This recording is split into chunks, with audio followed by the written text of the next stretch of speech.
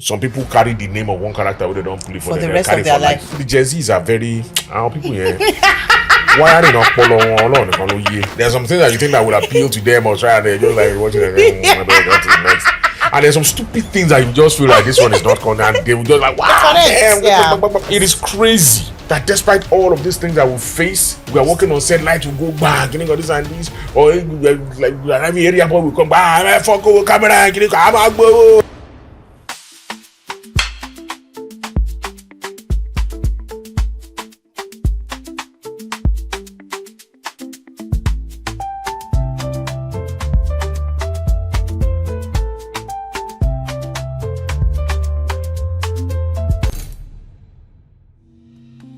'A' to the U to the N to the T to the Y to the A to the Y to the O. Yes, Aunty Ayo. You're welcome to Real Life with Aunty Ayo. My name is Ayo Adesanya, and we meet today on this show is an amazing person. He's a talent. He's articulate. He's one of the bravest, one of the boldest. Another thing, we're both from the same place. Yes, so and you know how we do it. Very, very confident people already. How do you want it? Okay, so we welcome one and only Femi Branch. Oh, I'm sorry, Bashoru. Yeah. Wow, as in I'm blushing cream caramel brown because I don't think I can blush pink, you know, as in it is such an honor to be here. We're so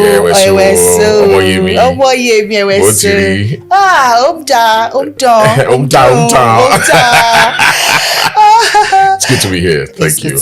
So today we're going to have clarity with Femi Branch is here. You've been in this industry for over how many years? 36 years. Okay. No, yeah. 36. Okay, so that means you can call you seasoned. You know, when you say seasoned. I know. We played husband and wife several times. Right. Like last year, so up to last year, we still did the job together. I want to go straight to one. There's a particular thing that has been bothering me.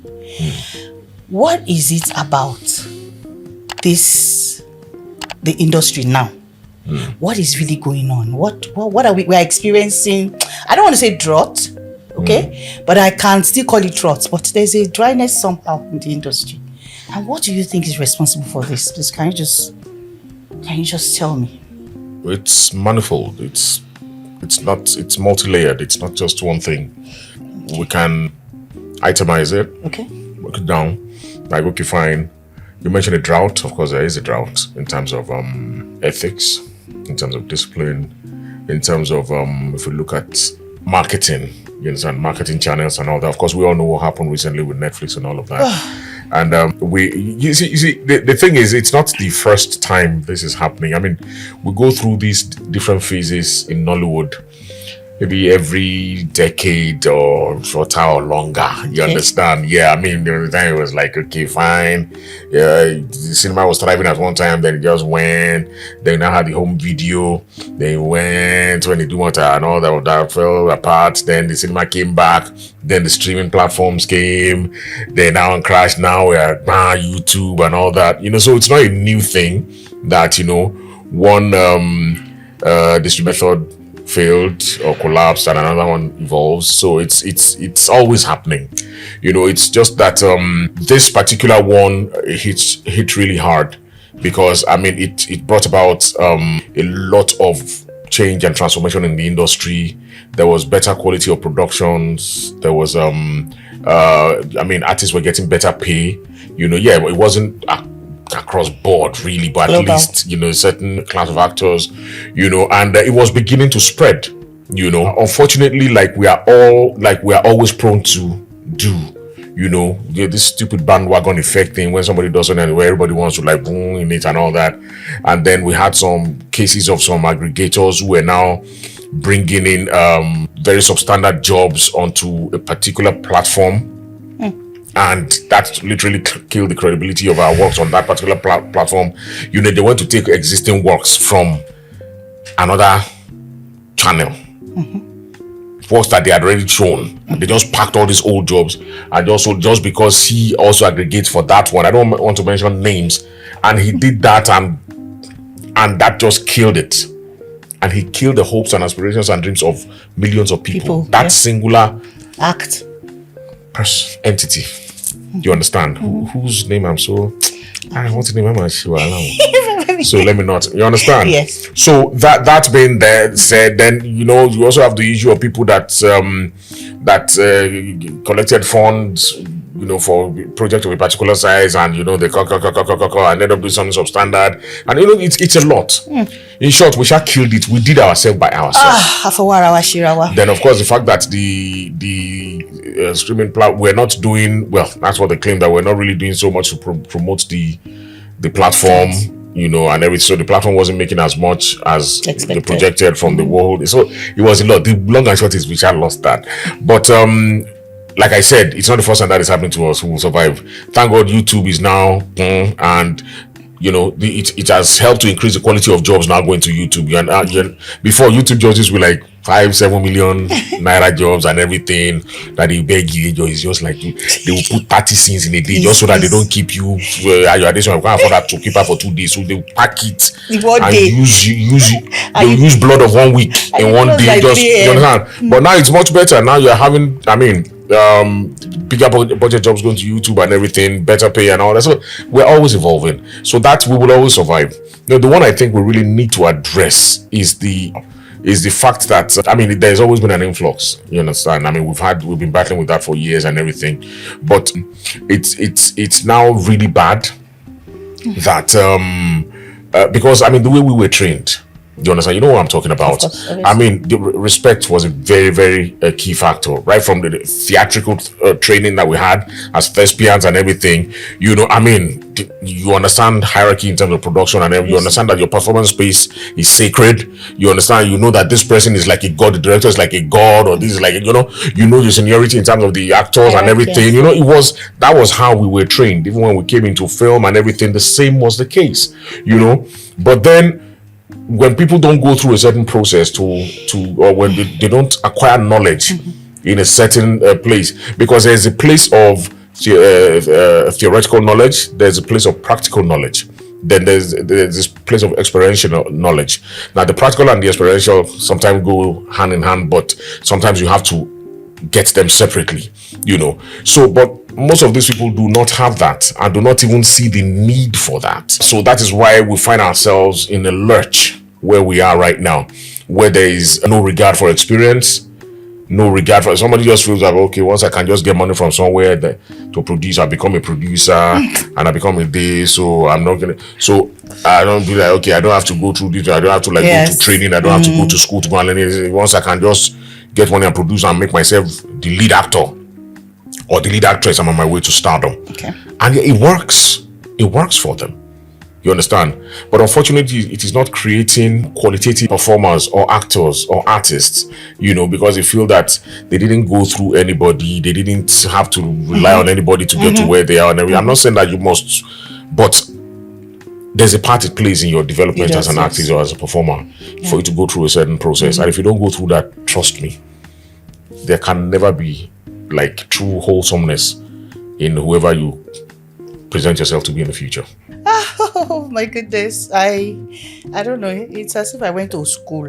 Thank you for that. A round of applause for you in my head. It's just going bang bang bang bang bang. Okay, so you and I are both from Ijebu, and we Ijebus were known for our hard work, sharp dressing and confidence. Like I said, clearly we can see that in you. Let's start from the beginning. Oju-Oja. That is a topic after my heart. The Oju-Oja of then versus now. What are your thoughts on how the festival has evolved? What do you think? What is keeping? Yeah, that's very obvious to anyone who cares to, see it. And kudos to our late father, Kemi Adetiba, that was like his life mission to make sure that Oju-Oja, kept growing every year. It was growing in leaps and bounds. And thank God to social media, It has helped to really promote the festival. I mean, we did our own bit in the Ijebu Pride Network on our IG page then as well, to make sure that every year we give highlights and all of that. The involvement of certain individuals also has helped, and it's actually funny because I mean the whole fresh buzz started from when Farouk Oreagba, you understand, Yes. was I'm looking for the right word to describe it now. It was just Was singled out. yeah, it was just one of the pictures that were taken Yes. that were trending during the but he just managed to stand out because of his tattoos and his cigar. Yes. And there was just something about it. Was not Smart. it was a look that stood out from everybody else's and Everybody, everything. I mean. And that was it, boof. I mean, God has his way of doing things. Yes. You understand? So I Yes. believe that what happened that through that particular instance was twofold. One for Farouk himself, because I mean it elevated him, elevated his brand and everything. Yes. And he did very well to really leverage on it. Then of course he also elevated the Oju-Oja brand as well. Now you have, because the Jay-Z's are very people here. Why are they not honestly? There's some things that you think that would appeal to them or try, and they're just like watching it. Next. And there's some stupid things that you just feel like this one is not correct, and they will just like, wow, damn. Yeah. And then we do King of Steez. Everywhere was teasing up and down and everything. And I mean, I thank God. So that drew their attention to Oju-Oja. Yes. Because it was from then that the Gen Zs took an interest in Oju-Oja. Now they were like, okay, the kind of eyewear that they were wearing. This is a Kinekon Boruti Kaloto. This is a Gondoma Salama. This is a Salawa Kinekon. This and this that cost $5,000. You understand? Yes. And it's beautiful for the culture. Yes, You understand? Because I mean, they're just seeing it, but this is who we've always been. The Jebus are very colorful people. We are a happy people, because we are very hardworking. We work hard and we play hard. That's the thing with the Jebus. We love to work to make money. We sweat, toil to make money, but we also believe in enjoying our money, in flaunting it. Now my money, now me work for, now me make them. So if I decide to put half of them on top my body where I'm, it's not your business. That's the Jebu man's mentality, because he didn't borrow it from your father. So he doesn't, you understand? That's the Jebu man's mentality. So we're very colorful, confident people, And people say that Jebus are stingy and everything. But the thing is that the Jebus are good business people. And good business people are prudent people. You understand? So Jebus are prudent. You understand? They say that Jebus are stingy and whatever. That's your business anyway, as long as it is his money and everything. So if you come stingy because you have me for my money and that's your father's business, go and work for your own. You understand? But I mean, it's a beautiful thing to see the Oju-Oja where it is right now. And it's very funny because the last Oju-Oja was the first Oju-Oja I will attend. Okay. I keep saying every year, no, this year I'm going to be there. Then this is our profession. It will just come again. The one evil job will come with some very tempting money, and you'll be like, okay, don't worry, I'll go next year. And that's how I've been going. And I'm very ashamed. I'm very ashamed to say that it was the same job and the same. Should I be ashamed or should I be happy? No, you should. I think you Let should me be happy that it is the same job that eventually and money that has been dragging me from the Oju-Oja that eventually took me back. Because I mean, we were taking them by our drone and all that, and I was so happy that I know. Henceforth, I would have bought another thing that was just discouraging me again. The crowd. Yes. Oh the place, my I think the place God. I think the place is becoming too It small. has, Oju-Oja has outgrown that arena. It has outgrown that arena. So I'm hoping that the organizers for the next edition would look to a bigger venue. You understand? I don't know, maybe they can do a part of the festival there, look for something to do there or whatever, maybe a convention or whatever. But the actual gathering, no. Because, I mean, thank God we had security. Even with the security, it was crazy. Yes. I saw Ibrahim Chata in the crowd. I mean, we were even better off. He was pointing people, he was nudging, they even removed his cap. It was crazy. So I mean, we're happy that it has grown big, but we're also hoping that the organizers and even the state government, because I mean, this is bringing positive vibes. Tourism. I mean, to tourism to Ogun State as a whole, not just in Jebuland. So it's not enough for the governor to attend every year and all that. But I'm looking for a situation where the governor will also, I mean, the minister for tourism and the creative economy was around. Okay. for the last one, and she talked about helping to take the festival Facility. and making it more visible globally and all of that. So I think our the Awujale and the Jebu people have built it to a point where the government now needs to take it and make it a global phenomenon. I mean, Oju-Oja is not to make anybody proud to be Jebu. We are so proud to be from telling you. Ogun State. I mean, it's a wonderful one. Yes. Oshi Ijebu Agbe, wow. Yeah, sure. Ani Rajo Gbe Sajo. Actually. Okay, so Femi, you once said that when the audience is forced to remind themselves it's a character, you're not doing your job. That stuck with me. Have you ever played a role that took something deep from you? Something that you had to let go of even after the shoot ended? Oh, definitely. The evidence that you did a good job with every performance is when, I'm just like you quoted there, is when the audience need to keep reminding themselves that, okay, it's just film. Okay. So let me calm down. Let me just, you understand? That means you really did a good job. You did beautiful. Oh, sadly, I will even say that if somebody sees you on the road, which has happened to a lot of us, my own almost became like that, but God saved me from an area boy in Yanopaja. That they will slap you. It happened to Michael Soroi. You might just cross, just wire and wire. I was like, you are wicked, you are wicked. You should go and pat yourself on the back after that and say, okay, thank God I did that. You understand? Because that's not an easy thing to do. So now I use a method propounded by Stanislavski called internalization. So I internalize every character I play, which means at that moment I become the character. Although I must say that it's very hard to do that in our industry with the way we work. It is very hard. It is very, very hard because it takes a period of preparation. It takes a certain ambience and atmosphere while you are working for you to even sustain it. So, and these are things that we do not have in the industry, because most of the time, because of limited budgets and everything, so we're dealing with so many things. Okay, a scene that you should probably shoot for a day, preparation, execution, everything. You are having to shoot like 7 or 8 of it in like 3 hours or 4 hours. You are working, they're cramming 25 scenes, 30 scenes into a daily schedule for you.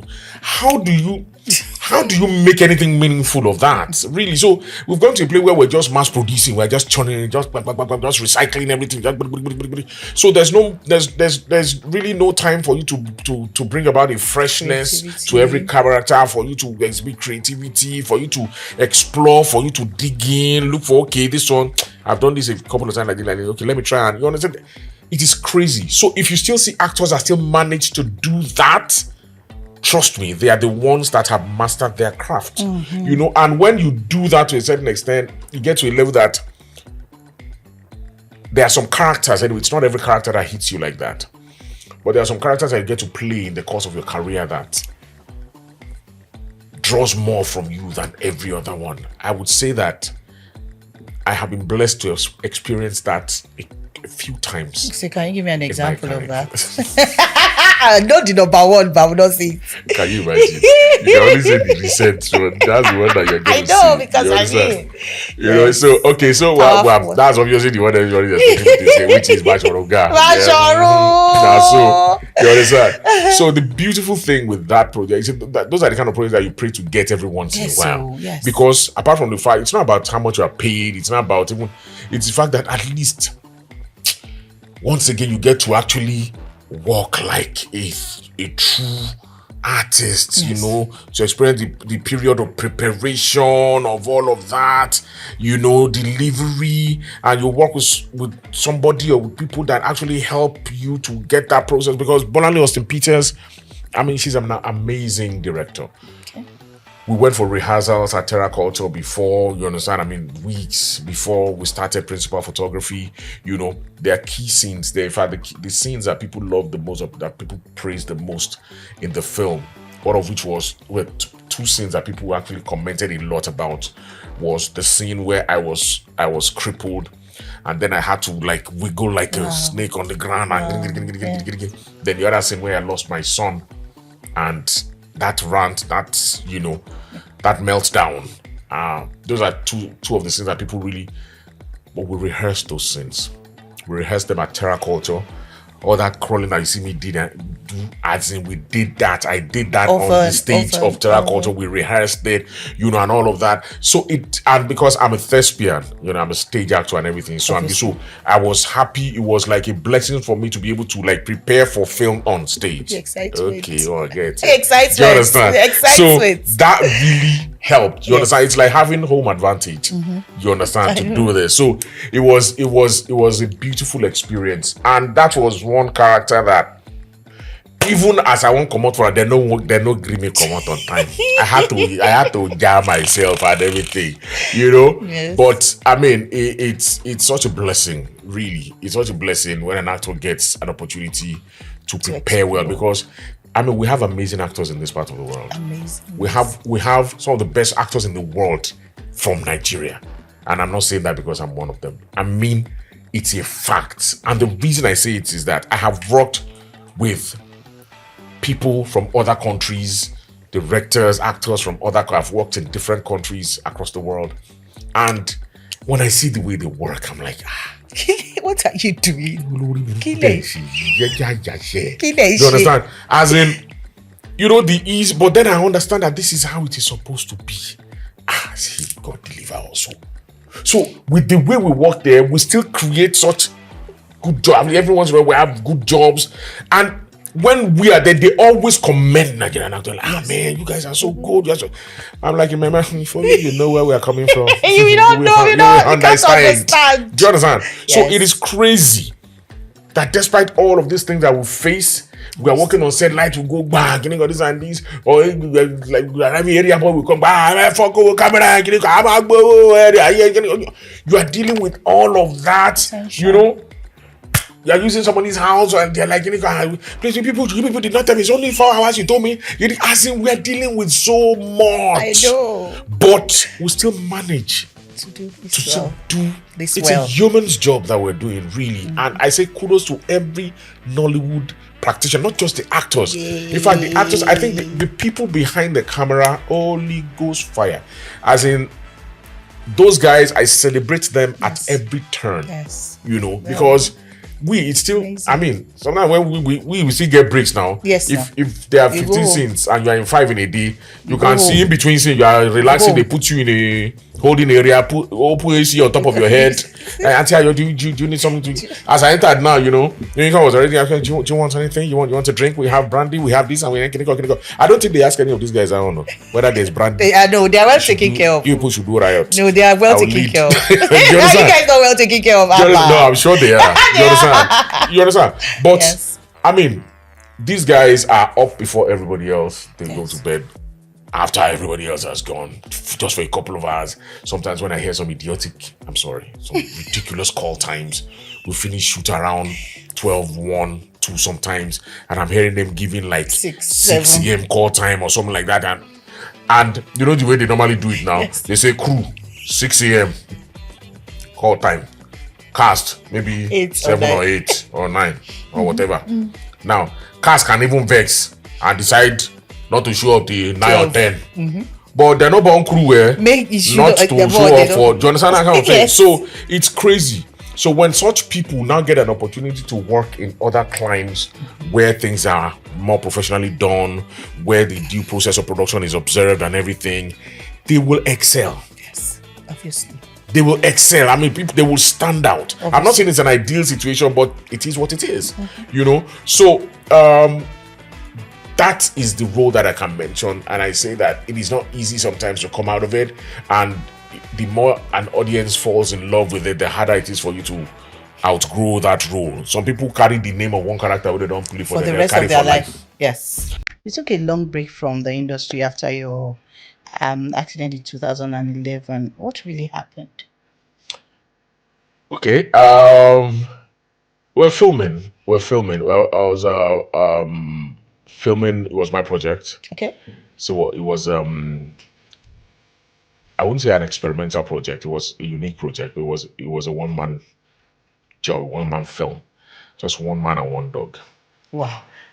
And we had done a lot of training with the dog before that time. Maybe we were prepared and everything. So the story happens entirely at night. So everybody slept. I mean, because this particular incident happened on day 2 of the filming. So day 1, I mean, everybody would sleep in the hotel, just lounge and everything. So we get up around 6, start preparing to go to set and everything. So by 7, 8, 9, The crew, we're yeah. all set up Because there. I mean, it's just one person. Yes, you understand. So we're working now. It required some stunts, which one of which was me jumping from I think it was even, I wanted to do this 2-story. They didn't let me do it. And they said I should just do 1 story. Although me, I Thank can't God go. you did 1 story. even the 1 story. Okay, please go. Anyway, sir, let me not. Well, thank God I did the 1 story because it wasn't where I jumped from that was the problem. It was that we know what's up. So I mean, because I'm a martial artist, so it's something I can do. It's not. So that one, I did the rehearsal. I did, did the first job. Everything was okay. So now for the actual take, I just jumped, and it was like something just held one of my legs. I think it was my Your right leg, hamstring? like something. I think it was the pipe, all those draining pipes that they on the balcony that comes out like that. Oh my goodness. How that happened is still funny to me because I can't even recall being anywhere close to that thing. I just know that when I landed and I was wearing combat boots, I was wearing army jungle boots because I was playing a security man. Wow. As I landed, if I went to play back the rushes, when you hear the sound of the bones breaking, Snapping. it was like you take a 2x2 and you slap it against the wall. That was the sound, as in it, like that. I just landed, me, and everybody was like, instantly, my 2 feet started swelling inside, and the boots are laced. Oh my God. So I was able to just, I was just, and they were seeing it visible. So they were trying to remove the leg. It was not. They had to get blade. That's what just they had to cut to remove it instantly. It was a horrific experience. Oh my God. Funny enough, Niyi Akimolayo was on the project as the editor. Because I mean, it was way back. It was just like that was when it just came. It was Wiz editor that, and he was on the project as well. We still talked about it the last time we saw and everything. This is our job and all that. So it was really terrible. As in, I had 5 fractures on this foot, 4 fractures on this foot, and it's the foot, though, not. So it actually affected both legs. It was both legs. It was both legs. So, it was not ordinary, as we would find out later. You understand? It was not. You know how our industry is now. And I had gotten some warnings before the job that this you want to do something, don't tell anybody. Know how you do that. As usual. And in my head, I was like, you want to do anything, don't tell anybody. I want to shoot film. You know people I'm going to shoot the film with. Which one is don't tell anybody? But I don't all those kind of things. I don't really. But we thank God. I had to 2 years. I couldn't work even after recovering, because it was like, okay, you need to avoid this people, if you don't want to lose your life, because there was so much bitterness, so much backbiting, so much envy, so much connect on this and this. Movie industry. Yes, that one I have to say it. If you're not happy, go and jump in the well. As in, because it nearly killed me. Whatever. I'm so sorry about that. So I because after surviving that one, because I sold everything I had, and that's why people don't know, because I don't know how to be calling. Mommy, I beg you, I never chop. I get accidents. So because of that, I know if you find me, I don't know. I would rather sell my balls, pardon my Spanish, sell my liver, as long as I have something to sell, either on my body or that I own. You know, so that's why nobody knew about it. About it. Nobody knew about it. You know, nobody knew about it. 2 years. You know, so after I now recovered, now started recovery, the first major job I got, well, the first job that I accepted anyway, was an Mnet job. And it was when they were picked some top actors to be the ambassadors that time. So I remember it was myself, Kemi Adetiba, Messi Aigbe, and some other lady, I think. You know, so I mean, very lucrative job, you know. So I did the job. So I was able to like replace, because I sold my 2 cars, sold literally everything. So I bought an SUV, you know. Wow. Thinking, okay, we're coming back. But the one way they give me the other time, I don't follow them. I can't carry the same motor, can't they go the same. I had a good job again for the same. For Ota Road, Abeokuta, Lagos Road, old road. That road from Ipasa Road to go to Lagos. I think it's the Ota Junction or before Ota Junction and everything. Now so far I gone Fran, clear me, Fran trailer clear me. Plan motor somersault to go that I come somersault inside filling station. And in fact, people that were hurt in that, it was not even me that was in the car that was hurt.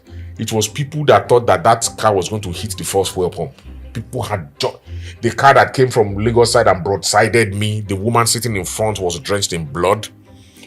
It was horrible. My goodness. But the car just bang, bang, bang, bang, bang, bang, bang. In fact, the distance between my car and the first fuel pump, I don't think it was up to the length of my arm. People thought it was. One of the fuel station attendants actually broke her leg because she jumped over and the place was like a valley. And the car was a write-off. A car that you just got? It wasn't up to your month old. The I swear to SUV? God. I'm telling you. So they now told me after that, okay, they tried me first time, Abi. They wanted to collect leg. God didn't greet them. It's now they life. tried the second, that the third time. Just go and write after the second time one they've done. If you want to continue there, just write your will before you go for the next one, because so they're only 10 man now. So that was it. You know, and we thank God that the rest is history. Yes, I thank God that you are here with us. I mean, it's such an experience. It's a terrible one, but at least we are here. Yes. So we thank God. We thank God. Do you ever feel misunderstood? I mean, like people form strong opinions before you ever open your mouth. Do you feel like that? Like I think that happens to a lot of people, maybe a lot of actors. I don't know, but you know, I have this very. Could it be like it's your acting that comes into real life? Nah, you and I know that. That's I know. Not the case, No, not for you. But it's just clarity. No, you know, they say I have this hard face. I have this, you know. Okay. That's bash your own face. You don't want to go near. You don't want to. And I'm like, really. You know that they feel like very hard person. I'll be wicked. I'll be killing on this. And it's very funny when people that know we get to hear, they're like, no, that is a clown. As in, you know, when I was talking to somebody and I was like, I have a crazy collection of Disney animations and everything. I have this movie, I have the days, I have the that, I have the original Mickey Mouse collections, I have the King Kong, all the Tom and Jerry. Okay. They're like, what are you doing with all these cartoon characters? Cartoon. And I'm like, you know, and that's who I am really. As in, I'm like as in, you know, you know, watch film, you see happy ending, tears begin come for your eyes. It was when RMD mentioned it that happens. I was like, okay, so we're not alone. Okay, fine, we can talk about it, that kind of thing. So, but you know, it's normal. People just look at this hard exterior, and yeah, of course, I don't, you know, people like me. I was talking to Kwamwon. We visited him some days back when we went to Ijebu to visit the Awujale's family, and he was saying something similar, that, you know, people say he's very wicked, he's very this, he's very off, but that is because he knows his kind of person. That, you know, when he allows you in and everything, you can easily hurt him, and so that's just his own defense. Yes, and that's exactly the way it is with me. So most people that are like that, that's just their way of defending themselves. They're guarded. They know that they have a soft center. And once they allow just anybody to come in, they can get hurt, they can get, you understand? So they just put that up either consciously or unconsciously. In my own case, it is unconscious. I don't know whether in Egbon's case it seems to be conscious. He consciously does it. But in my own case, sometimes it is I don't even know. You know? I just be like, hey, calm down, If you shall come with design, Oh, because you know. So maybe that's wise. I don't know, but that is it. Maybe because ilé bàbá mi ní fìdí bọ́tẹ̀ wọn ò lọ síbẹ̀, ilé màmá mi ní wọn ò lọ síbẹ̀, Which one ilé you got the mi talk ló wá again? ganu sí. Nah, you sabi that Now it is that time when we're going to flip the case. That means you can ask me whatever question, whatever it is you've been wanting to find out about me. Oh no, it's just one question, because I have been bombarding you with questions, But now it is your time it's payback time. Just give it to me. I'm ready. Really, I mean, it's crazy because you had the advantage of preparing to ask me questions. I didn't have the advantage of doing that. So, but off the top of my head, what has been the most challenging part of being a successful actor and a single mother? Because people have a certain perception about actresses that, they can't keep marriage, they can't keep kidding, this and this. They don't want to know whether the other party is responsible. They always blame the actor, whether he's male or female. They always blame the actor that because you're irresponsible, your eye is outside, that's why you can go. So how did you, survive that period and then manage raising a man? Okay. And handling a successful acting career. Okay. The seat is actually hot right now. Oh, well, thank you for that question. Well, maybe because I am goal oriented. I like to see results. And I already know that if I put in so much work, I will reap it. First and foremost, I'm a Christian, so I pray so well. So, and because I went into my job with that mindset, that I know that there's always light at the end of the tunnel. So I just went in gradually, did my work, the way I should, or the way I think I should. And at the same time, I nurtured my child. Okay, fine. I'm a single mom. It's not been easy. I know the profession. I know how crazy you know how it is. Yes, you know how labeled you can get. You go off, you're out for a week. The next you're going for, you're out for 1 month. I know. I understand. I manage that because most times I used to have my son with me. He used to be on. Yeah, anytime he's not in school, because he actually went to a boarding school, which was really good for him. Okay, good. Yeah, it was a good thing for him. Yes, it helped. Right. And I have been able to manage, because when I'm free, when I'm not filming, I'm always at home. I'm a homely person because I know that we needed to spend so much time together in order to get it right. So I was grounded. Anytime I'm not home, I'm filming and he's on break, he used to come with me. We go to all the hotels together, But even if I'm spending days on location, he will come with me. And most times they bring him after I'm filming already. Yeah, he will come and meet me wherever it is. Maybe anywhere any state in this country, they will bring him afterwards whenever they're on a short break. And he enjoyed coming to meet me. Enjoyed it so well. As a matter of fact, there was an actor that saw me and said, Ayo, you're always with your children. Why are you taking them all over the place? She said it jokingly that day. Me, I don't take my own everywhere, but you, because I'm first and foremost, I'm a mother, and that's my future right there. So I needed to get it right. So I knew I must get it right. So maybe that was why, I did all I could, and God has been so good. So that's it.